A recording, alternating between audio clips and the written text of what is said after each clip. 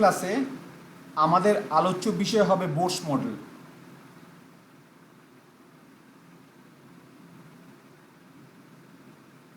আমি বলছি বাংলায়, কিন্তু এই ওয়ার্ডগুলো আমি একটু ইংরেজিতে লিখবো, কারণ এগুলো তোমরা ইংরেজিতে লেখা প্র্যাকটিস করবে। ফার্স্ট অফ অল, বোরস থিওরিটা হচ্ছে অ্যাটমিক স্ট্রাকচারের, মডার্ন অ্যাটমিক স্ট্রাকচার। আগে আমাদের ধারণা ছিল যে অ্যাটম ইনডিভিজিবল, কিন্তু পরবর্তীকালে দেখা যাচ্ছে atoms are not indivisible. Atom contain a nucleus contain neutron and proton. Surrounding the nucleus, electrons are rotating in various concentric shells. মানে নিউক্লিয়াসে কেন্দ্র করে ইলেকট্রনগুলো বিভিন্ন বৃত্তাকার কক্ষপথে ঘুরে বেড়ায়। প্রোটনের চার্জ হচ্ছে পজিটিভ, নিউট্রনের কোনো চার্জ নেই, ইলেকট্রন চার্জ হচ্ছে নেগেটিভ। আর অ্যাটমের ক্ষেত্রে টোটাল প্রোটন অ্যান্ড ইলেকট্রনটা সেম হয়। আচ্ছা, এই ধারণাটা দিয়েছিলেন বিজ্ঞানী রাদারফোর্ড, বাট রাদারফোর্ডে অনেকগুলো ডিফেক্ট ছিল, সেটাকে বোর মডিফাই করেছিল। যেমন ফ্রম রাদারফোর্ড মডেল থেকে we have no idea regarding the radius of the shell. আমরা কক্ষপথের ব্যাসার্ধ সম্বন্ধে কোনো ধারণা করতে পারি না, যেটা বোর বলে গেছে।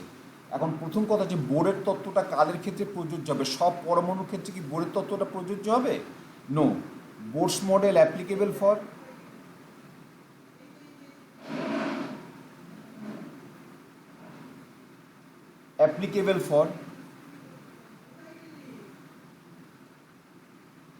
অ্যাপ্লিকেবল মানে গ্রহণযোগ্য হাইড্রোজেন পরমাণু এবং যে সমস্ত ক্যাটায়ন যাদের বাইরের ক্ষেত্রে একটা করে ইলেকট্রন আছে, যেমন Li2+, He+, Be3+, এটসেট্রা। মানে ওয়ান ইলেকট্রন সিস্টেম। এরা সবাই কি হচ্ছে? One electron system. মানে এদেরই সর্ববৈশিষ্ট্যকে সবারই একটা করে ইলেকট্রন আছে। কেন? দেখো, হিলিয়ামে তোমার দুটো প্রোটন আছে, দুটো ইলেকট্রন আছে, তাহলে একটা ইলেকট্রন যদি বার করে নাও একটা ইলেকট্রন থাকবে। এলআইতে তিনটে ইলেকট্রন ছিল, দুটো বার করে নিলে একটা ইলেকট্রন থাকবে, Li2+। বেরিলিয়ামে চারটে ছিল, তিনটে বার করে নিলে একটা থাকছে। All of them are one electron system.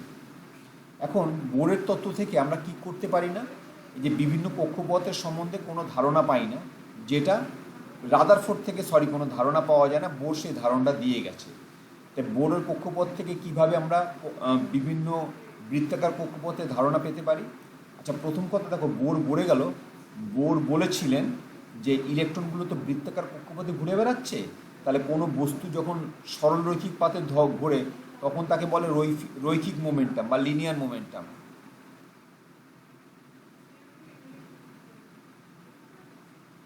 আর যখন কোনো বস্তু বৃত্তাকার কক্ষপথে ঘোরে তখন তাকে বলে অ্যাঙ্গুলার মোমেন্টাম। এই অ্যাঙ্গুলার মোমেন্টামটা হবে সিম্পল মাল্টিপল অফ h/2π। এখন এগুলো কি কি? এমটা হচ্ছে ইলেকট্রনের মাস, যে একটা ইলেকট্রন পড়ে রয়েছে তার মাস। ভিটা হচ্ছে ইলেকট্রনের ভেলোসিটি, আরটা হচ্ছে কক্ষপথের ব্যাসার্ধ, তাই তো? এনের ভ্যালুটা কত? 1, 2, 3 এরকম কিছু হতে পারে। এনটা হচ্ছে কক্ষপথের সংখ্যা।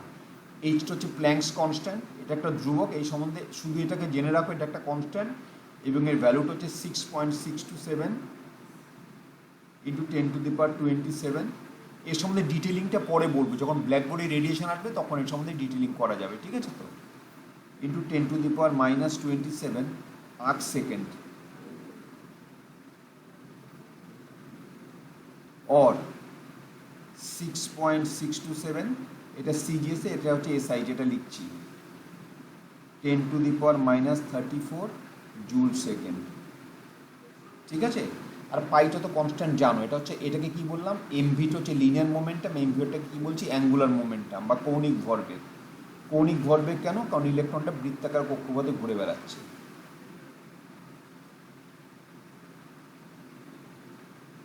আচ্ছা, এবার দেখো, এবার নিউক্লিয়াসে প্রোটন সম্বন্ধে কোনো রেস্ট্রিকশন বলেনি, যতগুলো খুশি প্রোটন থাকতে পারে। প্রোটন আর ইলেকট্রনের চার্জটা কি সমান, কিন্তু বিপরীত চিহ্নযুক্ত। প্রোটনের চার্জ হচ্ছে পজিটিভ, ইলেকট্রনের চার্জটা নেগেটিভ। একটা প্রোটন থাকতে পারে, আমি একাধিক প্রোটন নিচ্ছি যখন সুবিধাটা আছে। মনে করো জেডটা প্রোটন আছে, একটা প্রোটনের চার্জ যদি ই ধরে নিই, জেডটা প্রোটনের চার্জ হচ্ছে জেডই, ইলেকট্রন আর প্রোটনের চার্জ হচ্ছে সমান, এটাকে ই ধরে নাও। এই কক্ষপথের ব্যাসার্ধটাকে যদি আর ধরে নিই, তাহলে ফ্যারাডের সূত্র কী বলছে? অ্যাট্রাকটিভ ফোর্স কী হচ্ছে? প্রোটন আর ইলেকট্রনের চার্জের মাল্টিপ্লিকেশন আর যে ডিস্টেন্সটা আছে তার স্কোয়ারের রেসিপ্রোকাল হবে। তার মানে কি হচ্ছে? জেডই ইন্টু ই এর প্রপোর্শনাল, আর ইনভার্সলি প্রপোর্শনাল কী হবে আর স্কোয়ার। এটা হচ্ছে product of the charge, inversely proportional the square of the distance. আর এবার দেখো এই ফোর্সটা কী করছে, ইলেকট্রনটাকে নিজের দিকে টানছে। আর একটা ফোর্স তৈরি হচ্ছে ইলেকট্রন বৃত্তাকার কক্ষপথে ঘূর্ণনের জন্য, যেটা একে দূরে সরিয়ে নিয়ে যেতে চাইছে। এটা এক করছে toward the centre attractive force, আর ঘূর্ণনের জন্য আরেকটা ফোর্স ক্রিয়েট হচ্ছে যেটা তাকে দূরে সরিয়ে নিয়ে যেতে চাইছে। এটা বলছে F1। এই F1 এর ভ্যালুটা কত হচ্ছে, এটা হবে তোমার mv²/r। একটা টুয়ার্ডস দ্য সেন্টার, একটা অ্যাওয়ে ফ্রম সেন্টার, এই দুটো ফোর্স একে অপরকে প্রশমিত করছে। তাহলে কি হচ্ছে z²/r² ইকুয়াল টু mv²/r। এইটা কেটে দাও, z² তাহলে কি হলো, z² তোমার আসবে mv²r। আর একটা কি পেলাম, mvr is equal two nh/2π।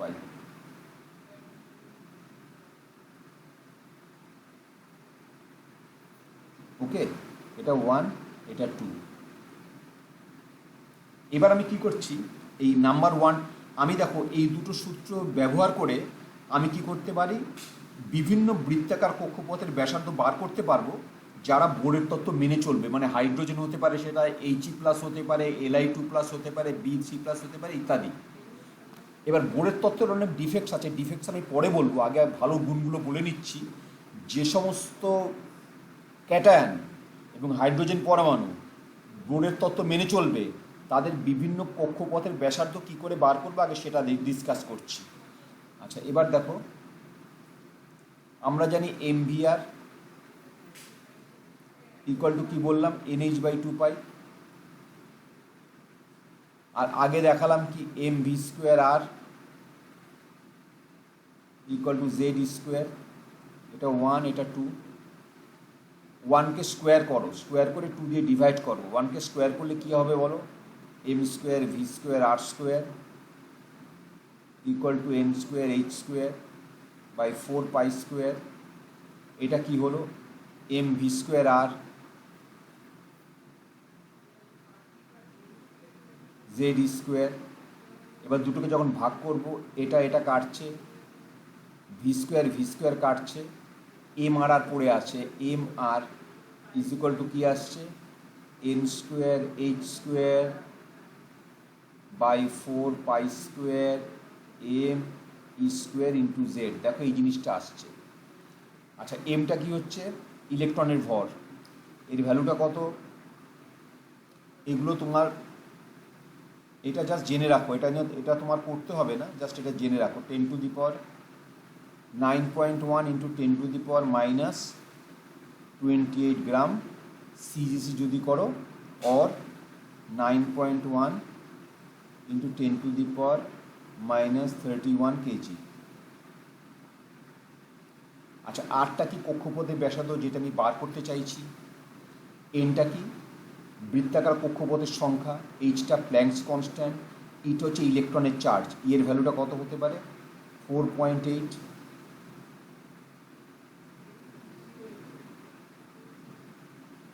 ESU or 1.6 into 10⁻⁻19 coulomb.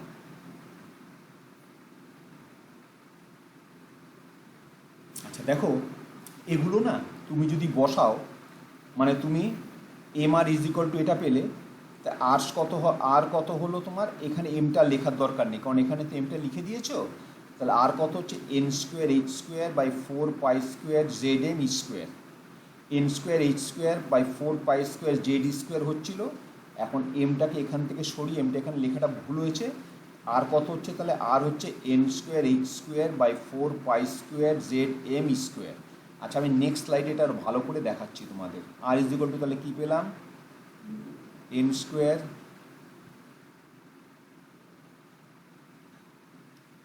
R is equal two তাহলে পেলাম n²h² z 4π² এম স্কোয়ার। আচ্ছা, যেগুলো আমি আগে অনেকবার ডিসকাস হয়ে সেগুলো আর বারবার বলে রিপিট করব না। দেখো আমার এই জিনিসটা না কনস্ট্যান্ট, এটা তুমি প্রথম কক্ষ, দ্বিতীয় কক্ষ, তৃতীয় কক্ষ, যে কোনো কক্ষপথে যে কোনো ক্যাটায়ন করো না কেন, এইচ চেঞ্জ করবে না, পাই চেঞ্জ করবে না, এম চেঞ্জ করবে না, ই চেঞ্জ করবে না। অনলি কি চেঞ্জ করতে পারে? এন চেঞ্জ করতে পারে। এনটা হচ্ছে কক্ষপথের ব্যাসার্ধ। জেড চেঞ্জ করতে পারে। যেমন আমি যদি মনে করো এইচই প্লাস নেই, থার্ড সেল বলি, মানে তৃতীয় কক্ষ, আর বি 3+, এটা ফোর্থ সেল নিচ্ছি। দেখো এখানে জেড কত হবে?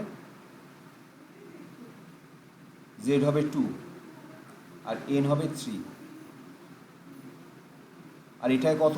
আচ্ছা, যত প্লাস হবে না তার সাথে 1 অ্যাড করো, যত উপরে দেওয়া আছে 1 অ্যাড করলে জেড পেয়ে যাবে। যেমন এখানে কিছু নেই মানে 1 + 1 2, এখানে বি 3+ এর কিছু নেই মানে জেড কত হচ্ছে 4, আর এনটা কত হচ্ছে 4। বোঝা গেল? আচ্ছা, এন আর জেড চেঞ্জ করবে, এগুলো চেঞ্জ করবে না যখন, আর এগুলো কিছুটাই চেঞ্জ করছে না। এইচটা প্ল্যাঙ্কস কনস্ট্যান্ট, এমটা ইলেকট্রনের ভর, এটা ইলেকট্রনের চার্জ। এখন তাকে ভ্যালুগুলো বসানোর পর যদি এনটা 1 আর জেডটা 1 হয়, তাহলে আমি কী পাবো? হাইড্রোজেনের প্রথম কক্ষের ব্যাসার্ধ R1H কত হচ্ছে n²/z। এই দুটো ভ্যালু হচ্ছে 1 আর 1 করে বসাবো, মানে হাইড্রোজেনের প্রথম কক্ষের বেলা এনটাও হবে 1, জেডটাও হবে 1।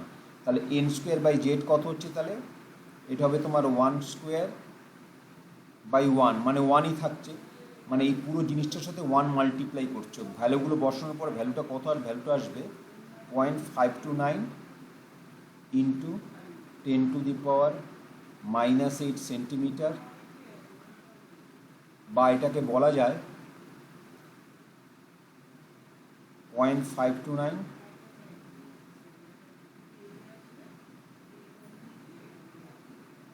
আংস্ট্রং। এটা কিছু লেখার দরকার নেই, আংস্ট্রং বলা যেতে, 0.529 আংস্ট্রং বলা যেতে পারে, হ্যাঁ, অথবা 0.529 আংস্ট্রং বলতে পারো। ক্লিয়ার? তাহলে এইভাবে এটা সিজিএস সিস্টেম করেছি। সিজিএস করলে এইচটা কত নেবো? 6.627 10⁻⁻27 আর্কস। এমটা কত নেবো? 9.1 × 10⁻21 গ্রাম। এটা কত নেবো? 4.8 10⁻10 ESU। এরকম নিয়ে এই ভ্যালুটা আসছে।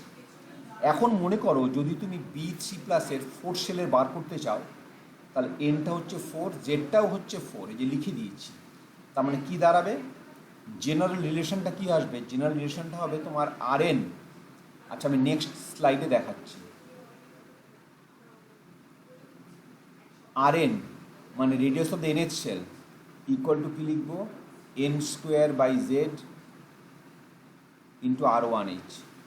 R1H মানে হাইড্রোজেনের প্রথম কক্ষের ব্যাসার্ধ, মানে B3+ এর 4th সেলের রেডিয়াস যদি বার করতে চাও কি করব? B3+, z কত হবে? 4, এনটা হবে তোমার 4, 4th সেল মানে এনটা 4, তাহলে কত দাঁড়াবে? 0.529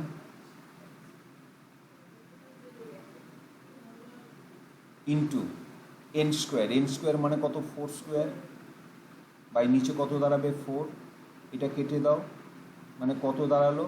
0.529 ইন্টু 4 আংস্ট্রং। কত দাঁড়াচ্ছে এটা? 6 হাতে 3, 11 1 হাতে 1, 4 5 20 21, 2.116 আংস্ট্রং। ঠিক আছে? এবার তুমি, এটা আমি একটা এক্সাম্পল দেখালাম, এই সূত্রটা প্রয়োগ করে যারা বোর্ডের তত্ত্ব মেনে চলবে তাদের যে কোনো কক্ষপথের ব্যাসার্ধ তুমি বার করতে পারো, তাই তো? আচ্ছা, এটা রেডিয়াস বার করা দেখালাম। এবার আমি বার করা দেখাবো এই যে ইলেকট্রনগুলো বিভিন্ন কক্ষপথে ঘুরে বেড়াচ্ছে তাদের ভেলোসিটি রিলেশনটা কী হবে।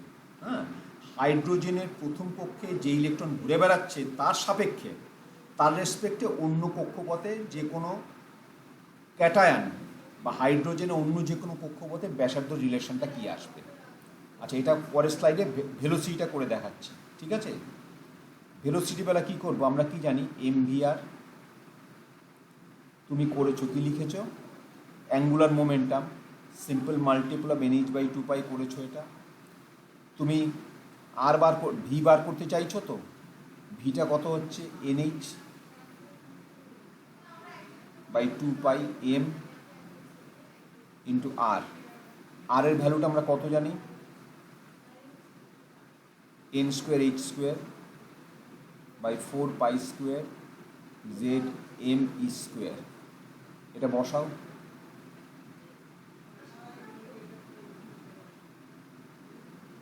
Two pi M into n square h square by 4 pi square Z M E square.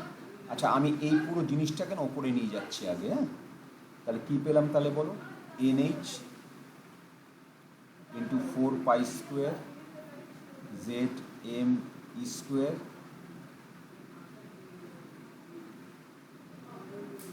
By 2 pi M 2 pi M into n square h square into n square h square. আচ্ছা, NH আর এটাকে কেটে দাও, নিচে একটা NH পড়ে আছে, এটা কিন্তু NH। আমার লেখার জন্য একটু বুঝতে অসুবিধা হচ্ছে হয়তো। এটা কত হচ্ছে, 2 পাই পড়ে থাকছে, তাহলে এম এম কেটে যাচ্ছে, তাহলে কি থাকছে, ভি কত হচ্ছে 2 পাই, এই যে এটা কেটে দিয়ে একটা 2 পাই পড়ে থাকছে ওপরে, 2 পাই জেড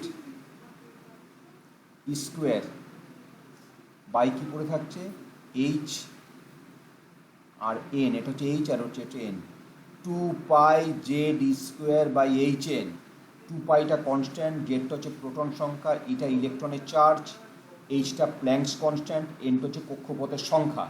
এখানে দেখো এই দুটো চেঞ্জ করবে, জেড আর এনটা, এটাকে সার্কেল করলাম, আর এগুলো কোনোটাই চেঞ্জ করবে না। তাহলে আমি যদি হাইড্রোজেনের প্রথম কক্ষের ব্যাসার্ধ বার করতে চাই, তাহলে আমি কী করবো, জেড ইজ ইকুয়াল টু 1 বলবো, এন ইজ ইকুয়াল টু 1 বলবো, তাহলে আমি কী পাবো, হাইড্রোজেনের প্রথম কক্ষের ব্যাসার্ধ পাবো। এবার আমি যদি বলি রিলেশন কী হবে হাইড্রোজেন প্রথম কক্ষের ব্যাসার্ধের সঙ্গে অন্য হাইড্রোজেনের অন্য কোনো কক্ষপথের ব্যাসার্ধ, বা যে সমস্ত ক্যাটায়ন বোরের তত্ত্ব মেনে চলছে তাদের যে কোনো কক্ষপথের ব্যাসার্ধ কী হবে সেটা দেখাচ্ছি। দেখো, ভি ইজ ইকুয়াল টু তুমি কী লিখেছো, 2 pi square Z by H N. এখন মনে করো এইচই প্লাসের ফোর্থ শেলের রেডিয়াস,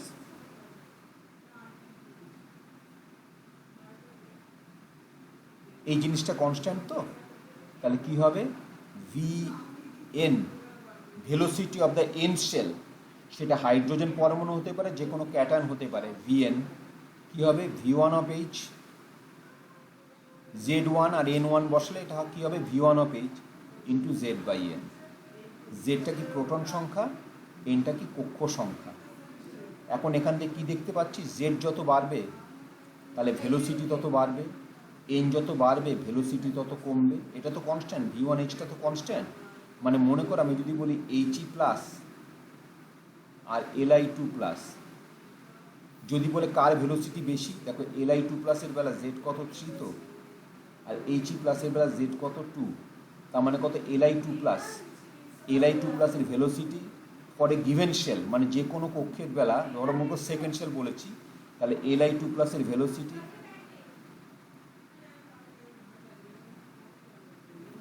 গ্রেটার দেন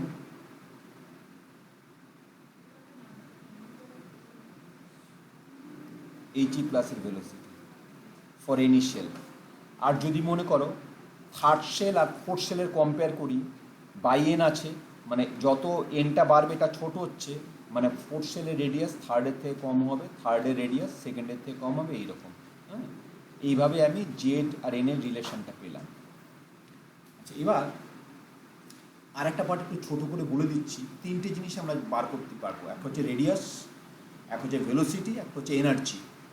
এখন এই যে ইলেকট্রনগুলো ঘুরে বেড়াচ্ছে না বিভিন্ন বৃত্তাকার কক্ষপথে, এর মধ্যে দু ধরনের এনার্জি আছে, একটা হচ্ছে কাইনেটিক এনার্জি, একটা হচ্ছে পোটেনশিয়াল এনার্জি। এখন তুমি বলবে তো ঘুরে বেড়াচ্ছে, তার পোটেনশিয়াল এনার্জিটা কী করে এলো, কিন্তু এখানে পোটেনশিয়াল এনার্জিটা একটা কনসেপ্ট আছে, ইনফিনিটি থেকে ওই ডিস্টেন্সে আনতে গেলে যে পরিমাণ এনার্জি লাগবে সেটাকে পোটেনশিয়াল এনার্জি হিসেবে ট্রিট করা হচ্ছে। এটার ডেরিভেশনটা আমি দেখাবো না, জাস্ট এক্সাক্ট রেজাল্টটা বলবো। মনে করি এই তো নিউক্লিয়াস, এই যে বিভিন্ন কক্ষ, ইলেকট্রন ঘুরে বেড়াচ্ছে। এখন আমি দুটো কক্ষই লিখেছি। এখন মনে করো আমরা জানি কি কাইনেটিক ই টোটাল, মানে যে কোনো কক্ষপথে ঘূর্ণায়মান ইলেকট্রন শক্তি ই ইজ ইকুয়াল টু কী হবে, ই কাইনেটিক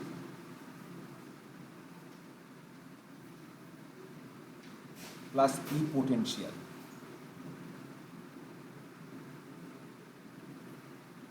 আচ্ছা, কাইনেটিক এনার্জিটা কী করে বার করবো? কাইনেটিক এনার্জিটা কত জানি? ই কাইনেটিক কী হবে জানো?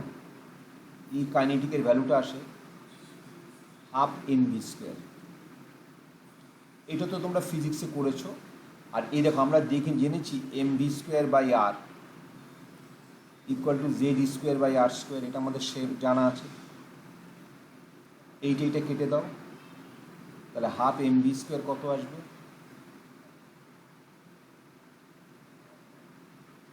Z square by 2r। আর এটা আমি না, এটা হচ্ছে কাইনেটিক এনার্জি বা কে ই কাইনেটিক এনার্জি, ঠিক আছে? আমি পোটেনশিয়াল এনার্জি ডেরিভেশনটা দেখাবো না, রেজাল্টটা শুধু বলবো। ই পোটেনশিয়ালটা হবে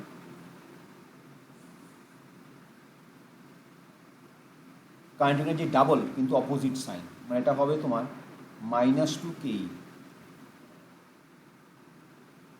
তুমি জাস্ট এই রেজাল্টটাই ধরে রাখো। তাহলে ই পোটেনশিয়ালটা কত হবে? আমি দেখিয়ে দিচ্ছি ই পোটেনশিয়ালটা তাহলে কত হচ্ছে। আচ্ছা, এটা আমি নেক্সট স্লাইডে দেখাই, তাহলে একটু বুঝতে সুবিধা হবে। শুধু এই রেজাল্টটা ধরে রাখো, E potential is equal to -2 kinetic energy. তাহলে ই পোটেনশিয়াল কত দাঁড়াবে?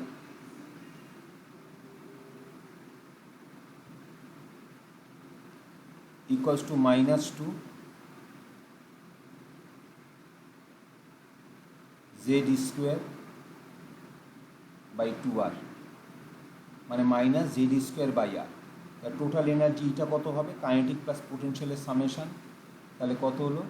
Minus Z square by R plus Z square by 2r।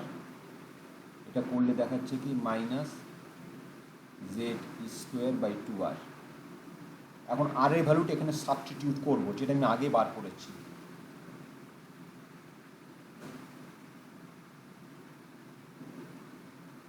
n square h square by 4 pi square Z M square. এটা কেটে দাও, এটাকে ওপরে নিয়ে এসো। ওপরে নিয়ে আসলে এটা আসবে -2 pi square M E to the power 4 Z square by h square n square. এটা হচ্ছে general expression for energy of hydrogen atom or any cation which rotate round the nucleus obeying Bohr's theory। মানে বোরের তত্ত্ব মেনে চলে hydrogen পরমাণু এবং যে সমস্ত ক্যাটায়ন তাদের যে কোনো কক্ষপথে ঘূর্ণায়মান ইলেকট্রনের শক্তির এক্সপ্রেশন। পাইটা তো কনস্ট্যান্ট, এমটা ইলেকট্রনের মাস, এটা চার্জ, জেডটা প্রোটন সংখ্যা, এইচটা প্ল্যাঙ্কস কনস্ট্যান্ট, এনটা হচ্ছে কক্ষপথের সংখ্যা। এখন দেখো এখানে এই জিনিসটা সার্কেল করাটা ফিক্সড, মানে এটা চেঞ্জ হবে না, বাকিগুলোকে চেঞ্জ করা যাবে। এখন এই ফিক্সড ভ্যালুগুলো বসিয়ে যখন Z is equal two 1 into N is equal two 1 হবে, তখন হাইড্রোজেনের প্রথম কক্ষের শক্তি কী হবে সেটা বলবো এবার।